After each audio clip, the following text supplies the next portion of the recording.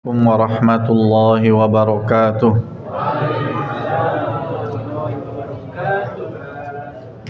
Alhamdulillah, alhamdulillahi wa kafa wassalatu wassalamu ala man istafa Muhammad ibn Abdullah wa ala alihi wa ashabihi wa man ihtada. Amma ba'd. Hadirin jamaah salat tarawih dan isya berjamaah Masjid Al-Hidayah yang dimakan Allah Subhanahu wa taala. Alhamdulillah, hendaklah kita senantiasa mengucapkan rasa syukur kita kepada Allah Subhanahu wa taala yang telah memberikan kepada kita kenikmatan yang luar biasa, nikmat yang tiada terhingga. Bahkan Allah taala menegaskan, wa in ta'uddu ni'matallahi la tuhsuha. Kalau seandainya kamu menghitung nikmat yang Allah berikan kepada kamu, niscaya kamu tidak akan mampu menghitungnya. Maka patut kita syukuri karena Allah Subhanahu wa taala telah memberikan kepada kita iman dan Islam. Allah juga telah berikan kepada kita taufiknya sehingga pada malam hari ini kita masih dapat berkumpul melaksanakan ketaatan demi ketaatan. Sejak terbitnya fajar, bahkan sebelum fajar sudah bangun, sudah istighfar, sudah sahur, kemudian dilanjutkan dengan salat fajar, kemudian disambung dengan amalan-amalan yang lain.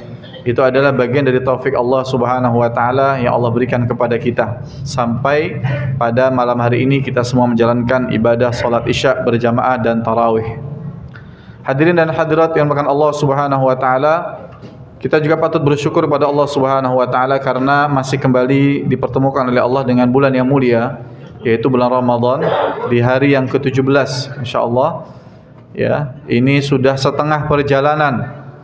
Waktunya evaluasi untuk apa yang sudah kita lakukan selama 2 pekan kemarin. Jangan sampai kita termasuk yang diwanti-wanti oleh Rasulullah sallallahu alaihi wasallam, raghima anf, kata Nabi, celaka atau bahasa halusnya rugi. Kepada siapa? Kepada orang yang dakhala alaihi Ramadan tsumman salakha falam yughfar lahu. Dia masuk bulan Ramadan, berjumpa lagi dengan bulan Ramadan, kemudian berlalu bulan Ramadan itu selama 30 hari, tetapi dia tidak diampuni dosa-dosanya, rugi. Kenapa Nabi mewanti-wanti kita tentang kerugian bagi orang yang tidak diampuni selama bulan Ramadan? Karena bulan Ramadan ini Allah ciptakan sebagai bulan yang keadaannya tidak sama dengan bulan-bulan lain. Tidak ada tuh yang namanya orang berbondong-bondong ke masjid, yang tua, yang muda, laki-laki, perempuan, semuanya memenuhi masjid sampai hari ini. Masya Allah, di Al-Hidayah masih penuh, alhamdulillah. Ini adalah hanya terjadi di bulan Ramadan.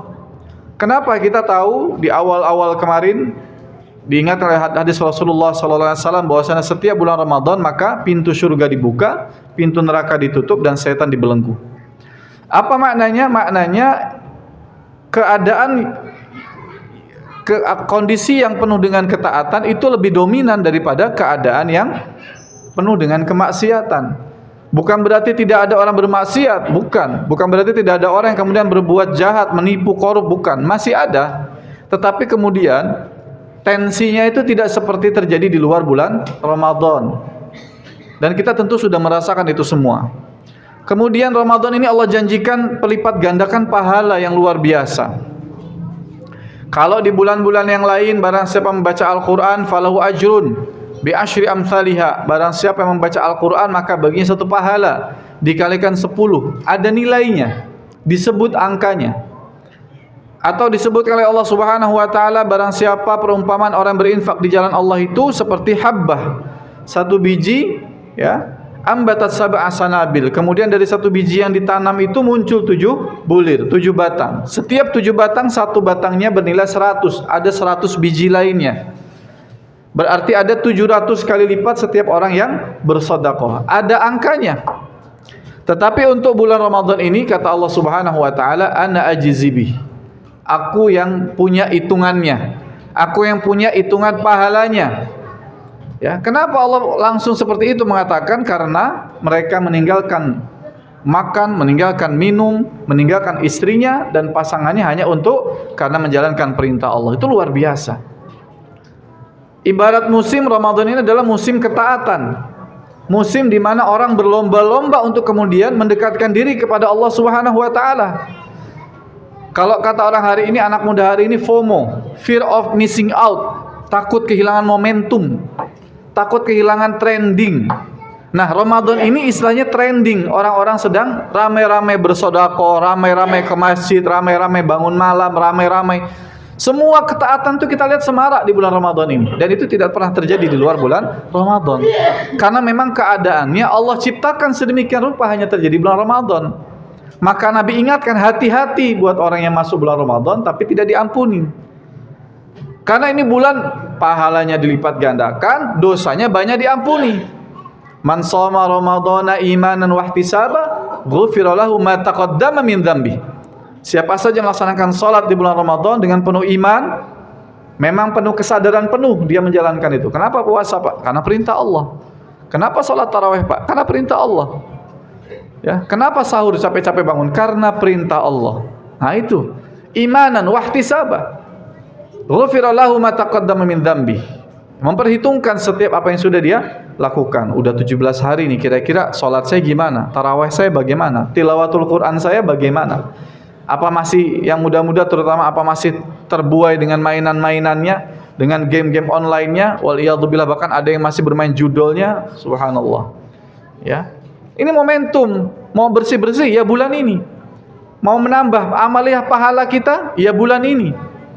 Dalam hadis yang lain, man qama ramadhana. Siapa yang salat di malam di bulan Ramadan, imanan wa ihtisaba, penuh dengan iman dan penuh dengan perhitungan, ya. Maka kemudian dosa-dosa yang telah lalu diampuni oleh Allah Subhanahu wa taala.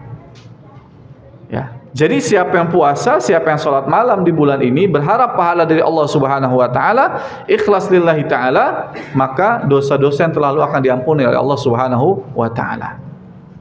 Ya. Maka sudah perjalanan 2 pekan ini, apa yang kira-kira kita evaluasi?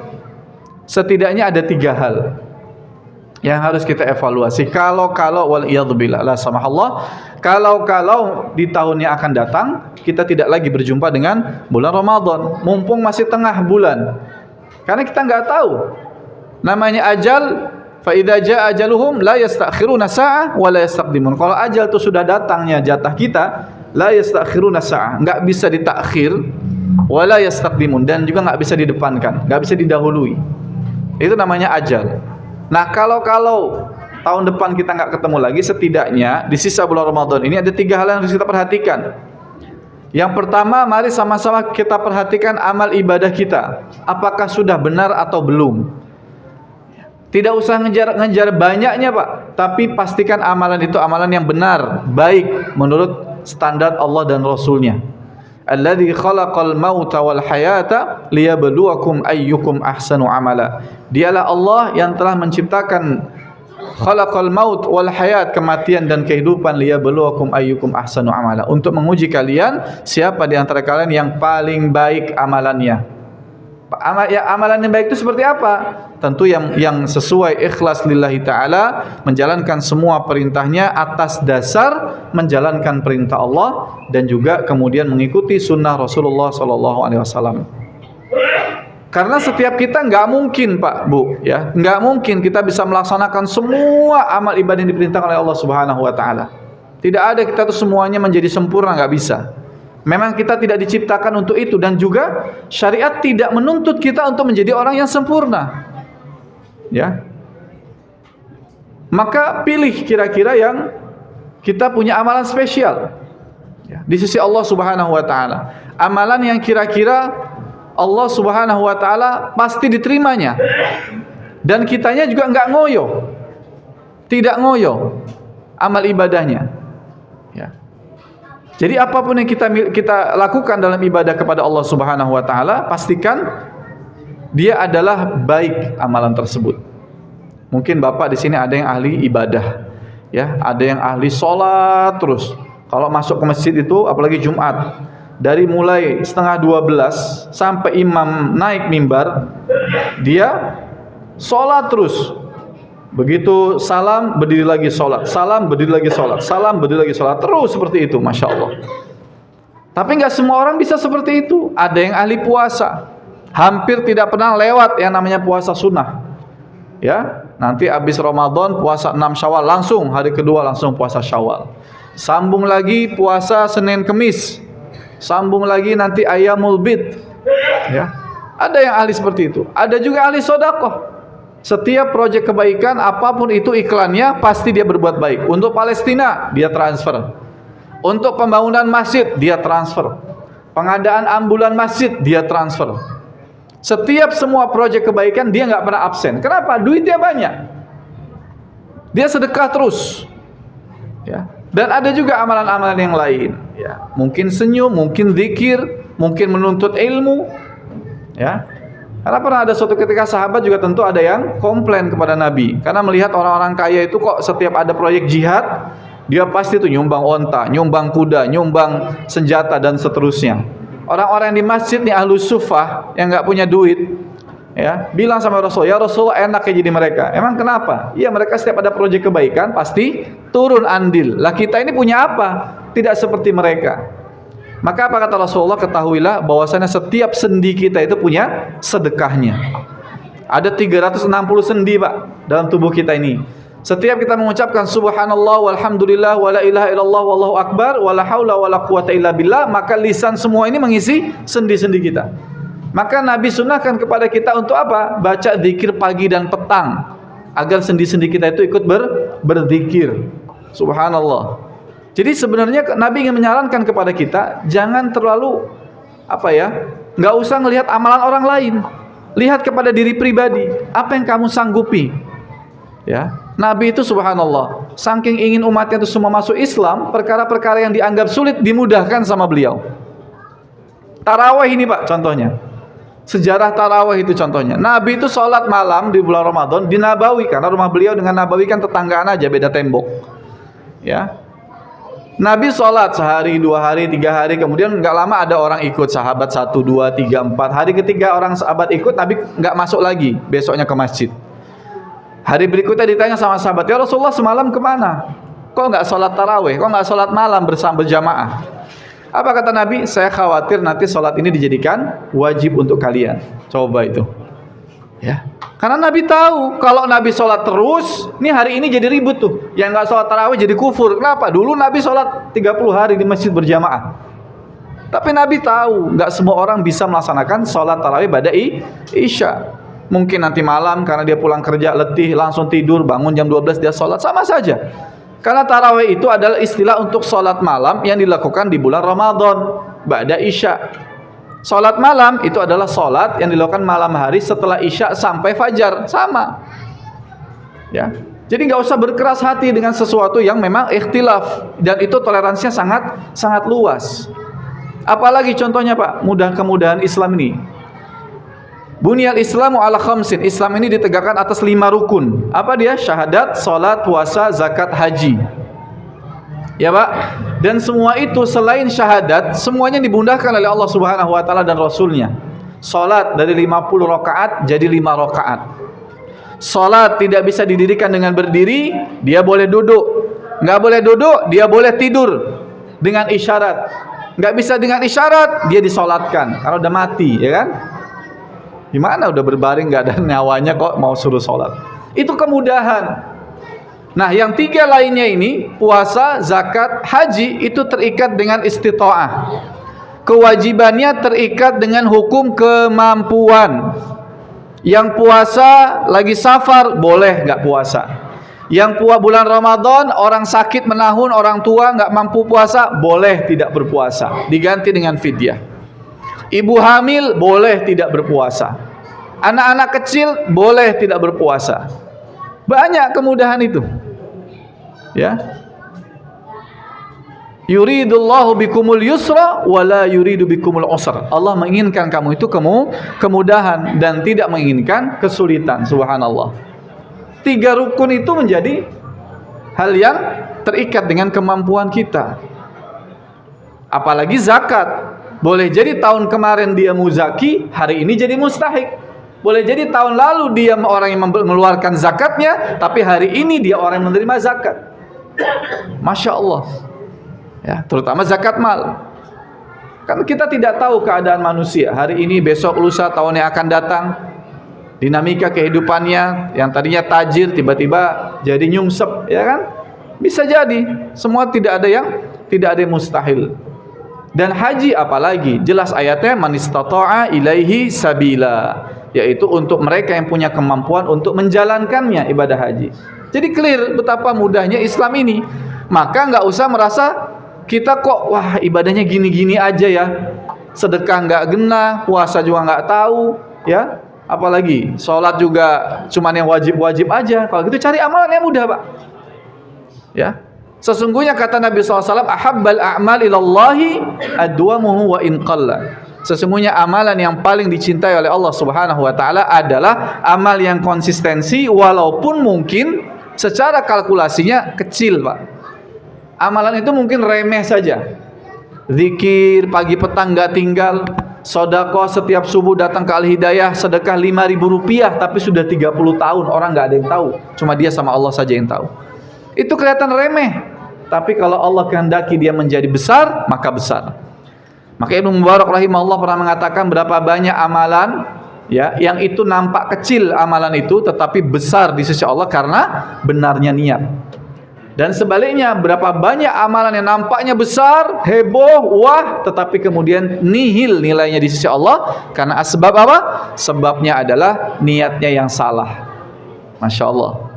Ya. Jadi Bapak Ibu Allah Subhanahu wa taala, ya, kalau Bapak misalkan hari ini yang sedang tilawah Quran baru 3 juz karena bacanya susah, Pak, jangan putus asa. Yang penting berkelanjutan, ya.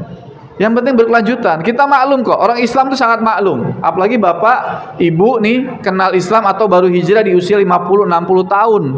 Lidahnya tuh udah kelet, Pak, udah nempel, udah susah. Kalau suruh nyebut huruf so, ro, bo, ya, orang antara za, za, ja saja suka jadi satu itu bapak-bapak itu, yang usia-usia tertentu, ya Pak ya.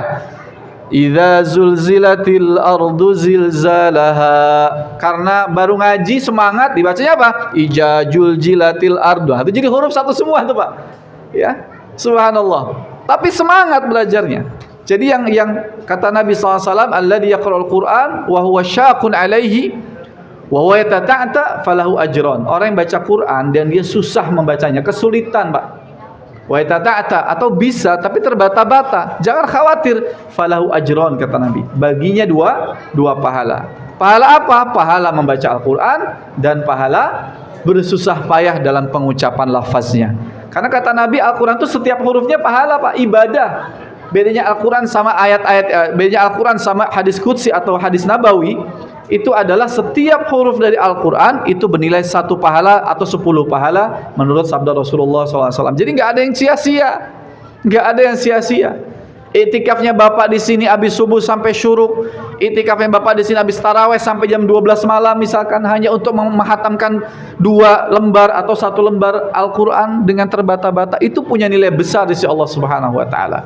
Yang penting apa? Kita persembahkan amal yang terbaik untuk Allah dan Rasulnya. Itu yang pertama. Yang kedua, kita percepat, ya, carilah amalan yang kira-kira menjadi jariyah, Pak.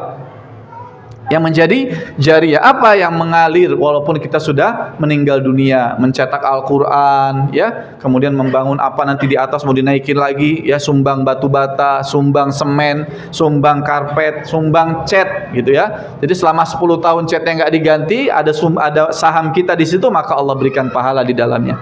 Apalagi yang jariyah, menyekolahkan anak-anak, Pak. Ini misalkan di daerah Serdang ini, kita lihat ada anak-anak kita yang punya potensi, ya, karena kan kami ini era bapak-bapak sudah lewat, era saya nanti akan lewat, eranya Ustaz Farid, Ustaz Matahari nanti akan selesai. Kita akan mengkader terus next imam-imam rawatib yang nanti ada di Masjid Al-Hidayah ini. Itu jadi jariyah. Sepanjang anak itu menghatamkan Quran, membaca Al-Quran, menjadi imam, kemudian wafat dalam keadaan husnul khatimah, kita punya saham yang terus mengalir sampai nanti kita meninggal dunia. Membangun pesantren dan seterusnya. Cari yang amalan kira-kira jariyah. Dan yang terakhir, Bapak Ibu Allah Subhanahu wa taala, mari kita persiapkan sama-sama untuk apa? Mempersiapkan agar mati dalam keadaan husnul khatimah. Selain amaliyah yang kita lakukan, maka perbanyaklah permohonan ampun kepada Allah Subhanahu wa taala. Memperbanyak istighfar kepada Allah Subhanahu wa taala. Biasakan atau lazimi lisan kita untuk berzikir kepada Allah, mengucapkan kalimat thayyibah dan juga kemudian meminta ampunan kepada Allah Subhanahu wa taala. Karena tidak ada seorang hamba yang memohon ampun kecuali akan dikabulkan oleh Allah Subhanahu wa taala. Wa idza sa'alaka ibadi anni fa inni qarib ujibu da'watad da'i idza da'an. Kata Allah Subhanahu wa taala, apabila hambaku bertanya tentangku, katakan sesungguhnya aku dekat. Ujibu da'watad da'i idza da'an, dan aku selalu memperkenankan doa setiap orang yang meminta kepadaku. Masya Allah ya, Bapak Allah Subhanahu wa taala, apalagi di bulan Ramadan. Ya, minta ampun sama Allah, makanya Nabi SAW mengajarkan kepada kita doa apa? Allahumma innaka afuun tuhibbul afwa fa'fu anni. Ya Allah, sesungguhnya Engkau Maha Pemaaf, mencintai kemaafan, maka maafkanlah aku dan ampunilah dosaku. Itu diajarkan oleh Rasulullah. Agar apa? Agar kalau boleh kita katakan ancaman Nabi tentang merugi dan celakanya orang yang keluar Ramadan tanpa diampuni itu kita tidak termasuk di dalamnya. Ya. Dan 3 orang kata Nabi yang tidak tertolak doanya, salah satunya siapa? As-shaimu hatta yuftir, yaitu orang yang berpuasa sampai dia berbuka. Masya Allah. Ya, Bapak Ibu Allah Subhanahu wa taala, nah ini 3 hal yang harus kita persiapkan ya selama sisa di bulan Ramadan ini, yang kita nggak tahu ya apakah tahun depan berjumpa lagi dalam kesempatan seperti ini. Maka mari sama-sama kita persiapkan agar mempersembahkan amalan yang baik kepada Allah Subhanahu wa taala, kemudian mencari amal yang menjadi jariyah yang mengalir sampai nanti wafatnya kita, dan yang terakhir kita mencari kesempatan dan berdoa kepada Allah, meminta ampunan sekaligus berdoa agar diwafatkan dalam keadaan husnul khatimah. Demikian yang dapat saya sampaikan. Saya mohon maaf atas segala kekeliruan, mohon ampun atas segala kesalahan dan dosa kepada Allah Subhanahu wa taala. Barakallahu fikum. Wassalamualaikum warahmatullahi wabarakatuh.